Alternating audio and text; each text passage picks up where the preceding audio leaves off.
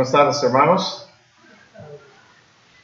Sean todos bienvenidos. Gracias a nuestro Dios que nos da la oportunidad de continuar con estos temas que estamos tratando acerca todo del sacerdocio eterno.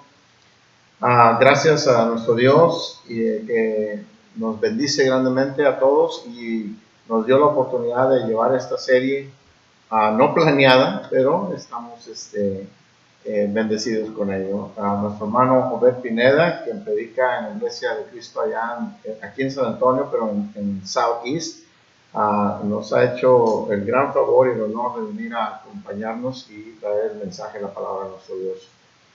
No le vamos a quitar mucho tiempo, así que vamos a ir a Dios en palabras de oración y dejaremos que nos predique la palabra de nuestro Dios, el alimento espiritual para cada uno de nosotros. Y no olvide que está invitado también, va a haber otro video, otro mensaje a las 6 de la tarde. Es el tema final de esta serie de predicaciones. Así que vamos a orar, hermanos. Oremos. Padre nuestro que está en los cielos, santificado sea su dulce, bendito y poderoso nombre. Nos dirigimos a usted, Señor, con humildad y reverencia para agradecerle por la vida, la salud, por la bendición, Señor, que nos ha dado el día de hoy de estar delante de su presencia, por poder, Señor, recibir el alimento espiritual que tanta falta nos hace, Padre. Queremos pedirle, Señor, que bendiga grandemente a nuestro hermano, el mensaje que tiene preparado para compartirlo con nosotros. Gracias, Padre, por utilizarle. Gracias, Señor, por darle la sabiduría, Señor, y el conocimiento para escudriñar su bendita palabra y venir a compartir con nosotros este alimento espiritual, Señor. Gracias, Padre, por también la bella oportunidad que nos permite de grabar y de transmitir en vivo también, Señor, para aquellas personas que podrán verlo desde sus hogares, Señor, y poder compartirlo, Señor, con nuestras amistades y amigos para que también puedan salir grandemente edificados. Bendiga su iglesia, Señor, en toda la faz de la tierra, que nunca nos falte su bendita palabra, que nunca nos falte el alimento espiritual en nuestras vidas, Señor. Y queremos pedirle, Señor, que se agrade de todo lo que hacemos, Señor, para honra y gloria suya, Señor. En este día, Señor, su iglesia se ha preparado, se ha reunido, Señor, para seguir adorándole, también para hacer memoria de su Hijo Jesucristo, nuestro Salvador eterno.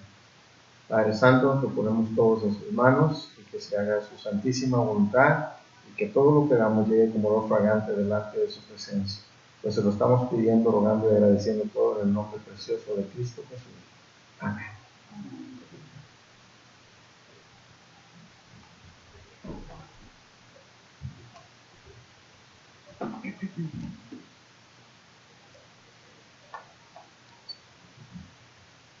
Una vez más, quisiera agradecerle, ¿verdad?, a nuestro hermano por la invitación y por la oportunidad, la confianza, ¿verdad?, en permitir que este siervo de Dios pueda venir y compartir con ustedes una porción de la Sagrada Escritura. Y a los hermanos también, de igual manera, por, ¿verdad?, estar en acuerdo en dejar que este siervo de nuestro Dios pueda también venir, ¿verdad?, y aprender juntamente con ustedes, ya que sabemos que la bendita palabra de Dios nos enseña que estamos aquí para la mutua edificación. Le agradezco, ¿verdad?, a nuestros hermanos por sus oraciones y sepan, hermanos, ¿verdad?, de que para mí en lo personal esta congregación es una congregación muy especial.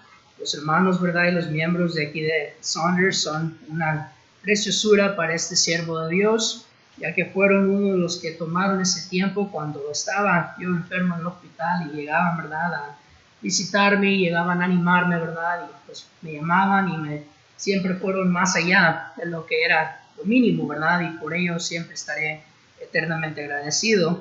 Y pues bueno, se dice, ¿verdad?, que lo prometido es deuda. Y como en aquel 6 de octubre no pude cumplir con esa deuda, le doy gracias a nuestro Dios. Esas oraciones fueron contestadas, no me enfermé. Y aquí estamos, ¿verdad?, para la honra y gloria de Dios. Y pues espero que usted que me escucha, ¿verdad?, y todos los que han podido atender, hayan tenido la oportunidad de poder aprender y escudriñar, ¿verdad?, lo que hemos visto. Hemos estado mirando el tema central del sacerdocio eterno. El jueves comenzamos nuestro estudio mirando, ¿verdad?, las responsabilidades, y el oficio del sacerdocio. Hablamos de cómo es que nuestro Dios ha dejado para en estos tiempos el sacerdocio por medio de la iglesia. Como usted y yo, como cristianos, ahora somos sacerdotes bajo Cristo, quien es nuestro sumo sacerdote. Hoy en la mañana, ¿verdad?, miramos lo que le titulamos, ¿verdad?, el juicio mayor. Vimos ahí de Mateo capítulo 5, comenzando desde el versículo 17 hasta el versículo 20, cómo es de que Dios, ¿verdad?, por medio de su Hijo nos enseña de que nuestros sacrificios, nuestro oficio como sacerdotes, deben de ser mejores que lo que eran los fariseos y los escribas. Vimos nosotros como una viuda, ¿verdad?, que dio todo lo que tenía en su ofrenda, allá en Marcos capítulo 12, cómo ella nos presenta la posibilidad, ¿verdad?, pero de igual manera el ejemplo de cómo esto sí es posible. Entonces hemos estado llevando, ¿verdad?, tema tras tema, mirando y observando, y claro está, ¿verdad?, que hemos estado tratando de asemejar a nuestros tiempos, porque ciertamente es fácil olvidar que lo que es ser un sacerdote, y por ende, como decíamos al principio, por no estudiar el Antiguo Testamento, muchas veces nosotros perdemos estas grandes enseñanzas acerca de nuestra responsabilidad. Le invito a usted, ¿verdad?, que me acompaña, sea por medio del mundo cibernético o en vivo, que abra su Biblia al primer libro de Crónicas. Primer libro de Crónicas, capítulo 21, donde estaremos tomando, ¿verdad?, nuestro pensamiento en este estudio de esta tarde. Primer libro de Crónicas, capítulo 21, comenzando desde el versículo 22. Entonces dijo David a Ornán: dame este lugar de la era para que edifique un altar a Jehová. Dámelo por su cabal precio para que cese la mortandad en el pueblo. Y Ornán respondió a David: tómala para ti y haga mi señor el rey lo que bien le parezca. Y aún los bueyes daré para el holocausto y los trillos para leña y trigo para la ofrenda. Yo lo doy todo. Entonces el rey David dijo a Ornán: no, sino que efectivamente la compraré por su justo precio, porque no tomaré para Jehová lo que es tuyo, ni sacrificaré holocausto que nada me cueste. Y dijo David a Ornán por aquel lugar el peso, de 600 siclos de oro. Y edificó ahí David un altar a Jehová, en el que ofreció holocaustos y ofrendas de paz, e invocó a Jehová, quien le respondió por fuego desde los cielos en el altar de holocausto. Entonces Jehová habló al ángel, y éste volvió su espada a la vaina. Es increíble, hermanos, y es interesante cuando nosotros venimos a mirar la vida de David. David era un hombre como cualquiera uno de nosotros, que aunque la Biblia dice que era un hombre de acuerdo al corazón de Jehová Dios, era un hombre que sin duda tenía sus fallas. Era un hombre que frecuentemente venía él a pecar y cometía errores que provocaban la ira de Dios en contra de Israel. ¿Quién no se acuerda, verdad, del primer libro de Samuel, capítulo 12, cuando David viene a cometer aquel adulterio con Betsabé? Cuando él, verdad, mientras su pueblo estaba en guerra, él se encontraba en la parte superior de su palacio y mirando, verdad, hacia el río o mirando hacia aquellos lugares donde iban, verdad, a bañarse las personas. ¿Quién no recuerda, verdad, cómo Absalón vino a ser, verdad, un aguijón en la carne de David, y a pesar de todo David procuraba siempre perdonarle la vida y no querer él entender o mirar la gran amenaza que este hombre presentaba para su reino? Pero vemos ahora, verdad, aquí en el primer libro de Crónicas, capítulo 21, y allá en segundo libro de Samuel, capítulo 24, una de esas raras ocasiones donde tenemos que hacer un poco más de indagación para entender precisamente cuál fue el error que David cometió. Debemos de mirar, hermanos, de que cuando viene David a presentarse delante de Ornán, él estaba buscando cumplir lo que Dios le había ordenado para detener una pestilencia que se produjo como consecuencia de lo que David había escogido. Cuando usted mira y lee bien el capítulo 21, comienza la palabra de Dios en el verso 1, pero Satanás se levantó contra Israel e incitó a David a que hiciese censo de Israel. Ahora, pregunta, ¿por qué es de que la Biblia dice que Satanás incitó a David a hacer censo? Si el censo no era algo fuera de lo común, el censo no era algo que necesariamente hubiese sido pecaminoso. ¿Por qué era entonces de que Satanás optó por usar este armamento y usar de esta forma? Bueno, vayamos al versículo 3 y ponga atención a lo que dice Joab. Y dijo Joab: añada Jehová a su pueblo 100 veces más, rey señor mío. ¿No son todos estos siervos de mi señor? ¿Para qué procura mi señor esto que será para pecado a Israel? ¿Entiende lo que pregunta Joab ahí? Si usted pone mucha atención a lo que está diciendo Joab, observe cómo Joab comienza. Dice, ¿verdad? Añada Jehová a su pueblo 100 veces más. Cuando miramos, ¿verdad?, que regresa Joab del censo, en las personas que él viene a contar, identificamos el mal y el daño que David estaba haciendo. No se contaron niños. No se contaron mujeres, no se contaron hombres que pudieran ir a la guerra. Por lo cual lo que podemos ver es que lo que David buscaba censar era su ejército. Quería él saber qué tan grande estaba su ejército, qué tan poderoso era su ejército y con qué fuerza realmente él contaba. Ahora hay muchas suposiciones acerca del por qué David hacía esto. Quizás se dice, ¿verdad? Una sugerencia es que David no era un hombre que era tranquilo con lo que tenía. Quizá le había dado él esa querer conquistar. Y aunque estaba él en tiempos de paz, de pronto él quería más. No se satisfacía ni estaba contento con lo que Dios le había entregado. Otra posibilidad es muy probable de que David buscaba tener la seguridad en los números. Él se sentía confiado con saber qué tan grande su poderoso ejército numeraba. Él tenía depositada su confianza en la fuerza del número de los soldados que él tenía, en los cuales levantaban espada.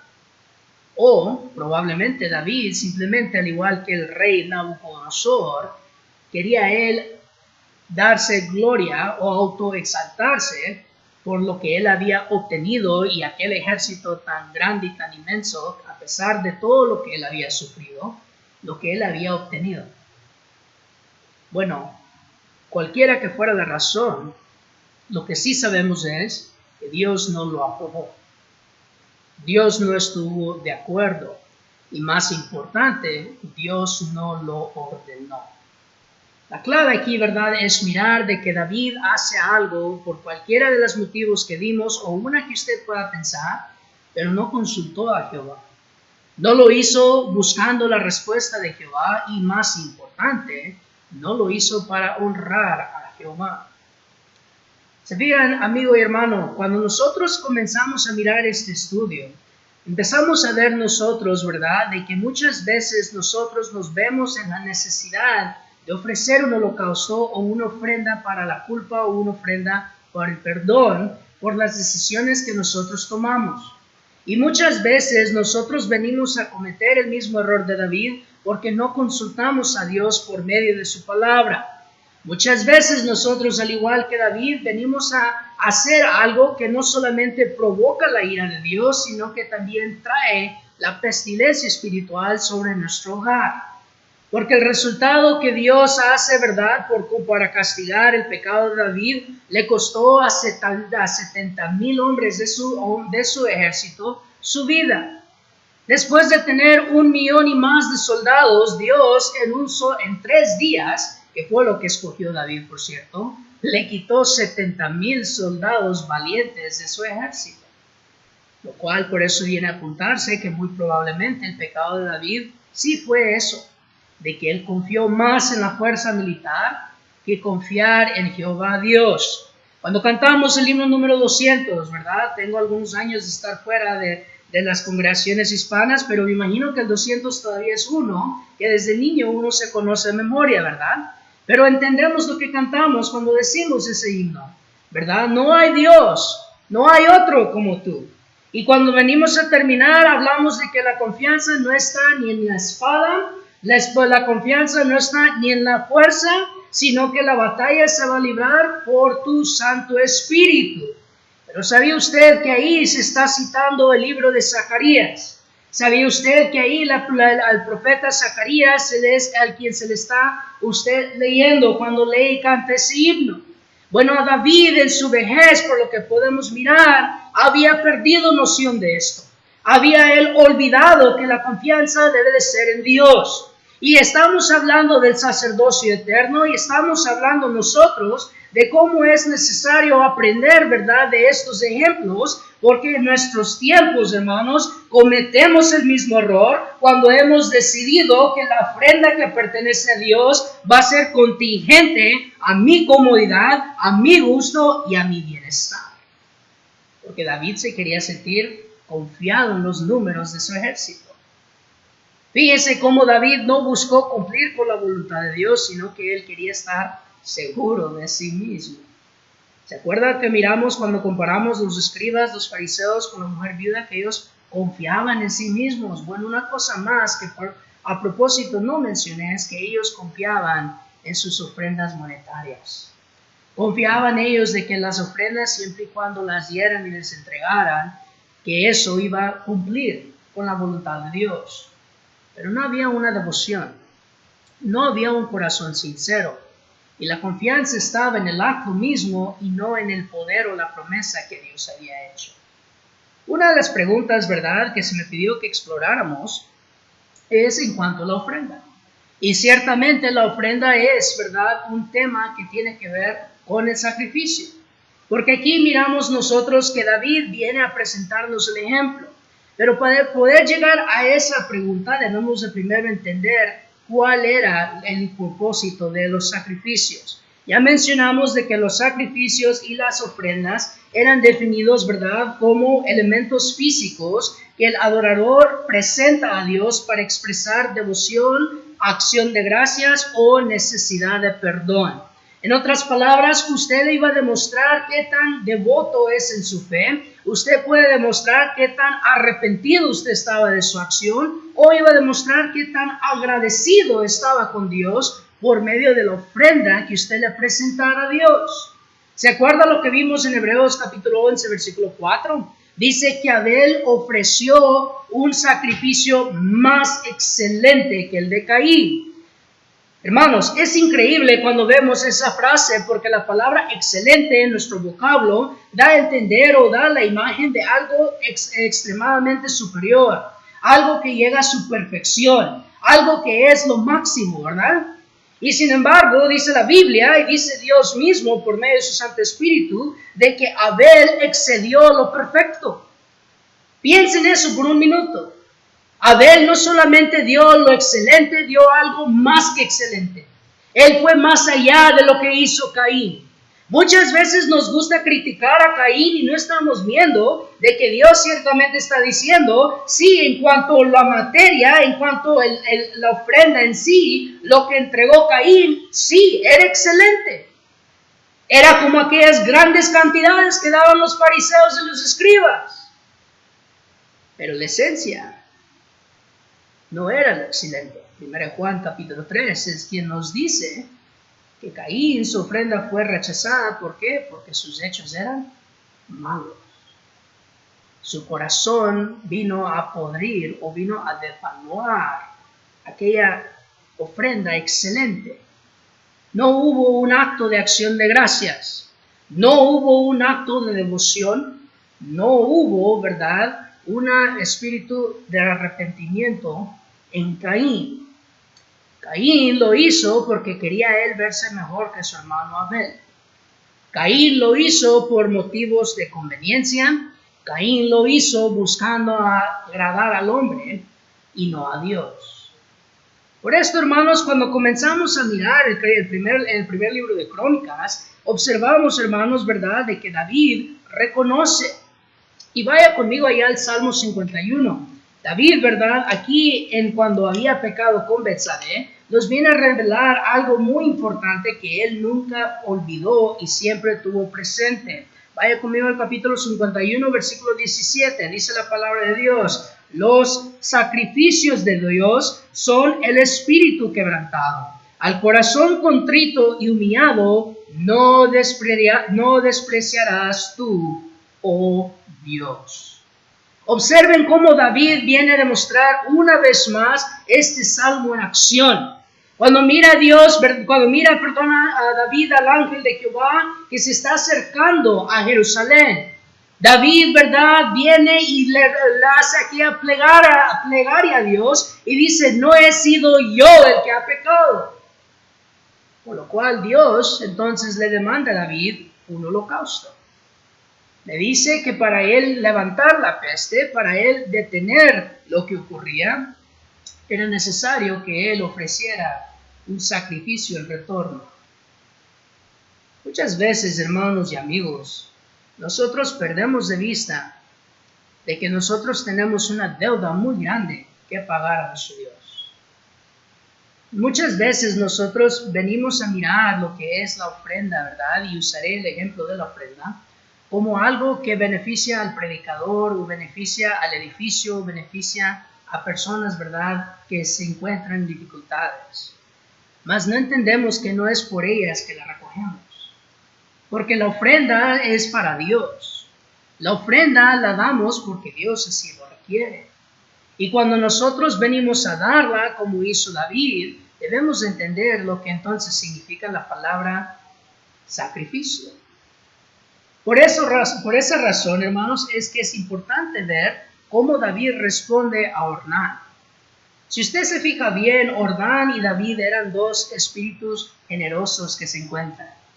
Ornán quería ayudarle al rey, sus intenciones eran buenas, su corazón era noble y era muy generoso. No solamente le iba a entregar su era al rey, y le invito a que ustedes escudriñen lo que era una era y por qué era tan valiosa, pero este hombre también le iba a dar el animal para el sacrificio, y le iba a dar, ¿verdad?, el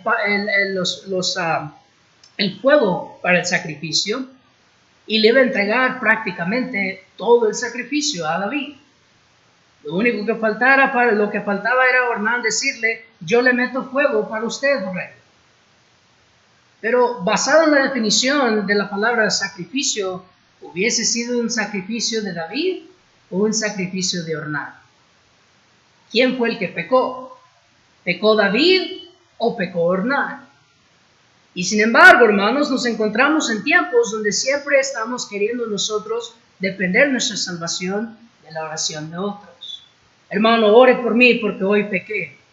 Hermano, ore por mí porque no puedo controlar la pasión de mi piel. Hermano, ore por mí porque no puedo luchar en contra de la adicción. Pero nos dependemos solo de las oraciones de los santos y no nos esmeramos en cambiar.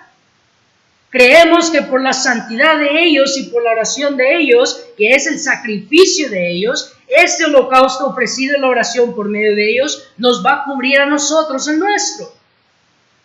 Pero Ornán, aunque tuvo un corazón muy genuino, David nos demuestra un elemento muy importante en cuanto a la adoración. Porque la respuesta de David es, hermanos, la mera definición, o mejor dicho, es el farol que alumbra la esencia de una adoración verdadera. Obsérvese las tres cosas que vienen a representarse ahí en la respuesta de David. Número 1, David sabía que a él le tenía que costar. Sabía que tenía que ser algo que a él le doliera. Vaya conmigo allá a Marcos capítulo 11. Marcos capítulo 11. Mire lo que dice la escritura aquí. Marcos capítulo 11. Comenzando desde el versículo 15. Vinieron pues a Jerusalén y entrando Jesús en el templo, comenzó a echar fuera a los que vendían y compraban en el templo y volcó las mesas de los cambistas y las sillas de los que vendían palomas, y no consentía que nadie atravesase el templo llevando utensilio alguno. Y les enseñaba diciendo: ¿no está escrito, mi casa será llamada casa de oración para todas las naciones? Mas vosotros la habéis hecho cueva de ladrones. Y lo oyeron los escribas y los principales sacerdotes y buscaban cómo matarle, porque le tenían miedo, por cuanto todo el pueblo estaba admirado de su doctrina. Pero al llegar la noche, Jesús salió de la ciudad. Si usted lee los versículos 12 al 14, usted mira el orden en que Marcos nos presenta la situación. Usted tiene que entender que el estilo de literatura de Marcos, o de escritura de Marcos, es que una cosa va llevando a la otra. Miramos que Cristo maldice a una higuera que estaba estéril, una higuera frondosa y una higuera que tenía la apariencia de tener bastante fruto. La razón por qué Marcos hace esto es porque lo que Marcos nos está demostrando es de aquí Dios está demostrando lo que era realmente en los tiempos de Jesús su pueblo. Era un pueblo de apariencias nada más. O era un pueblo que simplemente fingía ser religioso. Era un pueblo que querían creer o pensaban que como con lo que hacían ellos en el templo, ellos entonces agradaban a Dios. Pero yo ahora le hago la pregunta: ¿qué sacrificio hay en ir y comprar un animal para darlo al sacerdote que lo ofreciera sobre el holocausto? ¿Cuál sería más difícil para usted? ¿Dar un animalito que usted crió desde que lo tuvo, que es parte de su ganancia, que usted se encariña con ese cordero, y entregarlo? ¿O ir y comprar uno de alguien que no tiene el mismo amor que usted le tuvo? Fíjese lo que Cristo observó aquí cuando dice cueva de ladrones. Sí, de lo superficial, ellos estaban abusando del pueblo porque estaban ganando, ¿verdad? Estaban haciendo ganancias deshonestas por medio de estas ventas que hacían dentro del templo. Pero observen cómo la facilidad, ¿verdad? Lo más práctico, lo práctico, ¿verdad? Vino a dar lugar al abuso de eso. Si el pueblo nunca hubiera aceptado, o si nunca les hubieran comenzado a comprar, sino que hubiesen ellos hecho su parte en traer sus animales como Dios lo había ordenado, ese negocio nunca hubiera sido de lucro. Pero una cosa lleva a la otra. Y ahí vemos que la actitud del pueblo era simplemente cumplir con la responsabilidad. Era simplemente salir o sacar de en medio lo que se necesitaba hacer. Ya no lo estaban haciendo con una devoción genuina. Ya no lo estaban haciendo con el amor que Dios demandaba. Porque el corazón, el hombre interno, ya no estaba alimentándose de este acto. Y el problema era, hermanos, es de que cuando vemos que dice que era cueva de ladrones, no solamente se le estaba robando a Dios su honra y su gloria, sino que al hombre se le estaba robando su salvación. Porque como ellos entregaban a Dios lo que en los ojos de él era abominable, no estaban ellos almacenando para sí mismos una ofrenda de paz, sino que más bien Dios lo miraba como una declaración de guerra. Porque le daban a él, como hemos leído en Malaquías capítulo 1, aquello lo cual no había realmente la esencia de una verdadera adoración. Era vano, era algo que no se hacía con amor. Cuando vemos nosotros David decirle a Ornán: no, sino que yo no daré a Jehová nada que no me cueste. No voy a darle yo a Dios lo que sea solo para detener la peste. No es la actitud correcta.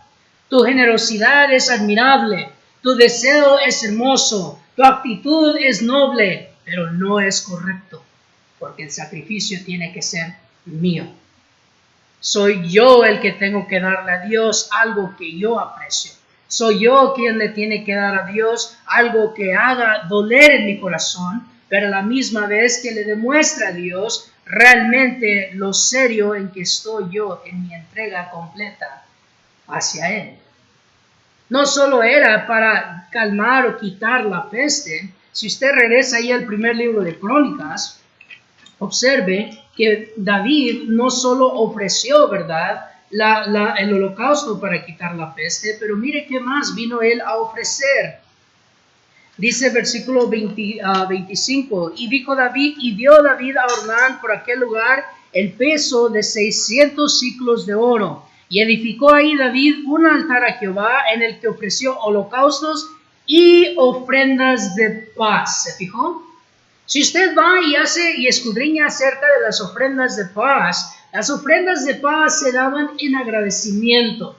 Las ofrendas de paz no se daban para colmar la ira de Dios, ni es como muchas veces queremos creer que se daban para traer paz a la tierra. No, las ofrendas de paz tenían como motivo o propósito para darle y demostrarle a Dios el agradecimiento por su benevolencia, el agradecimiento por su providencia y el agradecimiento por él escuchar la oración de aquellos labios quienes le invocaban. David aquí no solamente le está ofreciendo a Dios un holocausto para remediar el pecado que él había cometido, sino que él también iba a ofrecer una ofrenda de paz para agradecerle a Dios de que hubiese escuchado su voz y que le había perdonado el pecado que él había cometido. Por lo cual vemos que David no solamente ofrece un holocausto, sino que va más allá de lo que Dios le pidió. Por lo cual, David entendía y sabía lo que él estaba haciendo. Sabía no solamente que tenía que darle a Dios lo mínimo, no, sino que él tenía que exceder aún más de lo que Dios le había pedido. Si usted ve ahí en el versículo 25, la cifra que se nos presenta por el escritor que dice que le había dado el peso de 600 siclos de oro, en nuestros tiempos equivale aproximadamente entre $6,000 a $10,000. Para una era, hermanos, eso era muy, muy caro. Pero ¿sabe qué?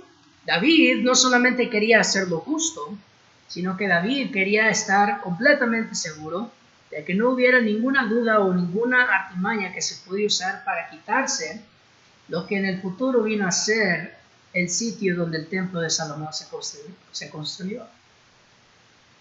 Muchos no entienden de que lo que ocurre aquí es mucho más importante de lo que se observa, porque fue en este lugar donde David le ordenó a Salomón que construyera el templo. Segundo libro de Crónicas, capítulo 3, nos confirma esto. En este mismo lugar estaba cerca el monte Moria. Y si usted es alguien que ama la Biblia, usted debería reconocer la importancia de ese monte. Porque en ese monte Moria fue donde Abraham vino a ofrecer a Isaac. Y en ese monte Moria fue donde Abraham vino a ver la providencia de Dios cuando le detuvo de sacrificar a su hijo y le entregó aquel animalito, ¿verdad?, enredado entre aquella enramada. Hermanos, David sabía y entendía el significado de que Dios le había ordenado que ofreciera el holocausto allí. Era un sitio donde la persona tenía que despegarse de algo que amaba. Tenía que despegarse de algo que realmente añoreaba y algo que mantenía muy cerca de sí para demostrarle a Dios que le amaba más. Cuando recordamos esto es el significado a lo que Cristo dice: si alguno ama a padre, madre, hijo, hija más que a mí, no es digno de mí. Observe cómo David, como Abraham, vinieron a demostrar y cumplir qué significa esto. Porque ambos estuvieron dispuestos a dar algo para demostrarle a Dios que le amaban más a Él. El sacrificio, hermanos, una vez más, es lo que viene a demostrar nuestra devoción interna, externamente.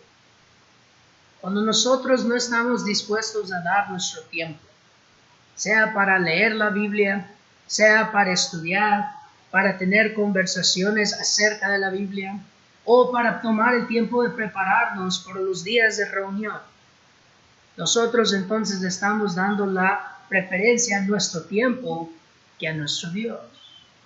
Cuando nosotros no hacemos el mayor esfuerzo de buscar la mejor manera de darle nuestro mejor a nuestro Dios, una vez más, lo que le estamos demostrando a nuestro Dios es de que nuestra comodidad y nuestros bienestares son más importantes que Él.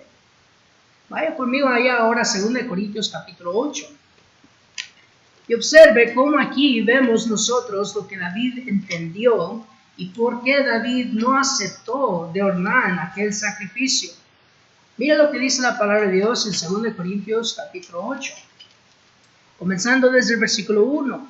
Asimismo, hermanos, os hacemos saber la gracia de Dios que se ha dado a las iglesias de Macedonia, que en grande prueba de tribulación, la abundancia de su gozo y su profunda pobreza abundaron en riqueza de su generosidad. Pues doy testimonio de que con agrado han dado conforme a sus fuerzas y aún más allá de sus fuerzas, pidiéndonos con muchos ruegos que les concediésemos el privilegio de participar en este servicio para los santos. Y no como lo esperábamos, sino que así mismos se dieron primeramente al Señor y luego a nosotros por la voluntad de Dios. ¿Se dijo? Dice la palabra de Dios, ¿verdad? De que ellos, al igual que Abel, dieron una ofrenda más excelente. ¿Cómo lo sabemos? Bueno, para empezar, observe el versículo 2. Observe los adjetivos que usa el apóstol Pablo para describir la condición en la que los hermanos de Macedonia se encontraban. Y en lo que lo hacemos, quiero que usted agregue la siguiente pregunta. ¿Me encuentro yo en una situación similar para no ser justo en mi ofrenda? ¿Me encuentro yo en una grande prueba de tribulación? ¿Sabe a qué se está refiriendo a eso? ¿Por qué Pablo dice que ellos estaban en grande prueba de tribulación? Esa sección y esa área, dice la historia, sufría de guerras civiles. Era uno de esos pueblos que lamentablemente se encontraba en el centro de puntos de milicia estratégicos. Y como siempre se estaba luchando por la ventaja en la guerra, este pueblo siempre se encontraba plagado por guerras y batallas por naciones grandes que querían tomar posesión de los puntos estratégicos. No importaba cuántas veces ellos venían a reconstruir, pronto venía otra guerra que los traía abajo. Dice la historia, hermanos y amigos, de que esta región de Macedonia era tan pobre, era tan difícil la situación, que el mismo César en una ocasión que viajó por ahí, les tuvo lástima y les perdonó 3 años de impuestos. ¿Se imagina usted qué tanta tiene que ser la pobreza para que un hombre cruel y ambicioso como el César les perdone los impuestos? Es como que el presidente llegara, ¿verdad?, a su ciudad y diría, no, San Antonio está tan destruida, está tan arruinada y en tanta pobreza que les tengo lástima, no les voy a cobrar las taxas. No sabe uno si gozarse o entristecerse, ¿verdad? Porque para que un hombre que vive de ese dinero venga y perdone una deuda tan grande, ¿sí? Entonces la situación era tremenda. Pero sigue Pablo diciendo, dice, la abundancia de su gozo y su profunda pobreza. Estaban en grande tribulación, plagadas por la guerra civil, plagadas por guerras, plagadas por la maldad, pero estaban en una profunda pobreza. No solo eran pobres, eran profundamente pobres. ¿Usted está profundamente pobre para no darle a Dios su ofrenda? ¿Se encuentra usted como los de Macedonia, donde usted no solamente es pobre, es profundamente pobre? ¿Se puede imaginar qué significa ser profundamente pobre?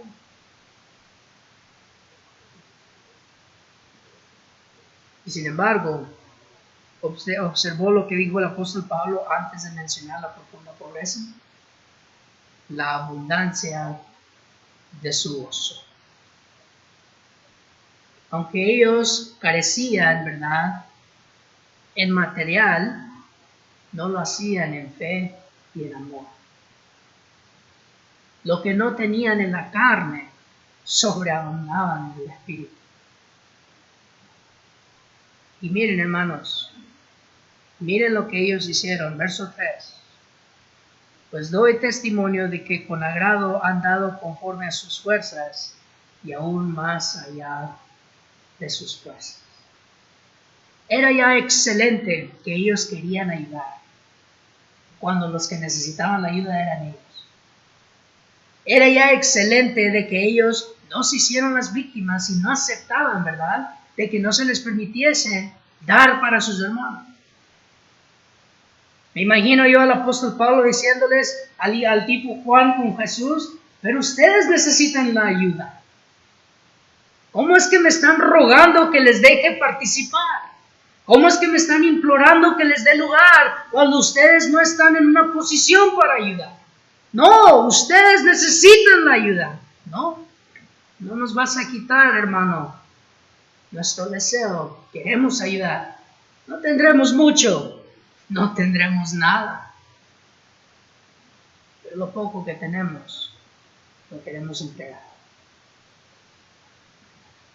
¿Qué puede dar uno de la profunda pobreza? ¿Cuánto cree usted que puede dar de una profunda pobreza? Pero no dieron el mínimo, ¿verdad? Esto es lo maravilloso. Dice: han dado conforme a sus fuerzas y aún más allá, dice el Espíritu Santo, de sus fuerzas. ¿No le suena esto a Abel? No solo dio una ofrenda excelente, dio lo más excelente.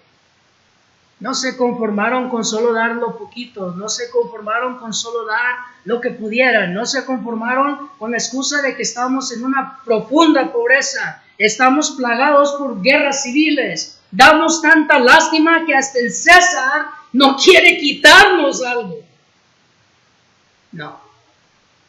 No hay excusa, no hay motivo por qué nosotros no podemos esforzarnos en amar a nuestros hermanos como a nosotros mismos.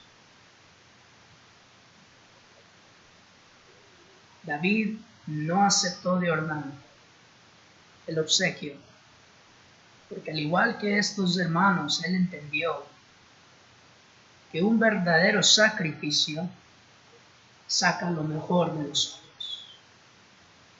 Un verdadero sacrificio produce lo mejor en nosotros. Decíamos, ¿verdad?, que hay sacrificios de los cuales hablamos que sabemos que valen la pena. Tengo un minuto, hermano. Aquí, hermanos, estamos mirando la enseñanza en David. Porque aunque fue lo peor lo que lo llevó a él a este punto, David no solamente le quiso dar a Dios lo requerido para quitar la peste, David también quiso demostrarle a Dios lo agradecido que estaba en su misericordia que le dio la opción para quitarla. Porque Dios no tuvo por qué levantar la peste. Lo pudo haber dejado al ángel que siguiera con la destrucción sobre Jerusalén. Y sin embargo David entendió que por la misericordia de Dios es que tuvo él una oportunidad a reconciliarse con Dios.